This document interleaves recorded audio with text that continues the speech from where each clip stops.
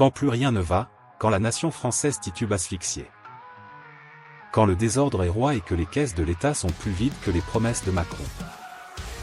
Quand les politiciens s'entamponnent les roubignoles pendant qu'ils siphonnent vos poches en vous parlant d'efforts collectifs. Il nous faut un sauveur. Un redresseur de tort. Super absurde.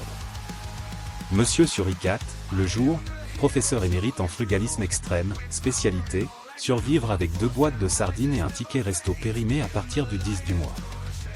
La nuit, super-héros low cost prêt à défendre les Français spoliés, rackettés et pressurisés comme des citrons par l'État voleur, tout en ayant pour mission sacrée, faire péter un câble à Macron. Sauf que là, pause obligatoire.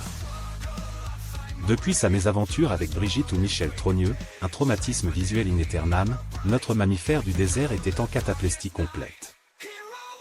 Il en avait vu trop.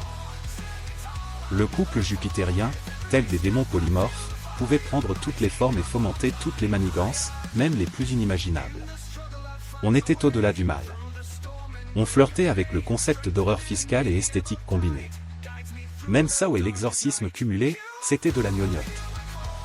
Notre héros minable rangea donc son costume de super absurde au placard, comme un vieux Schwarzy qui balance son cuir de Terminator pour enfiler un gilet de pêche.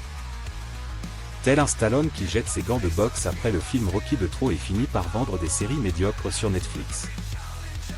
Comme un Spider-Man qui troque sa toile pour faire du tricot ou un Hulk Xanax qui ne pète plus rien à part ses articulations.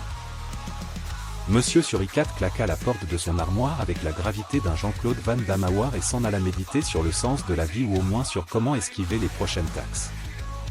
Il avait besoin d'air et de se ressourcer. Bref, d'aller enlacer des arbres et les caresser comme si c'était des billets de 500 qu'il ne verrait jamais. Vive la sylvothérapie. C'est bien connu, parler, embrasser et faire du frotti-frotta avec le tronc noueux d'un chêne centenaire, ça rend moins fou ou ça achève de te faire basculer dans un asile.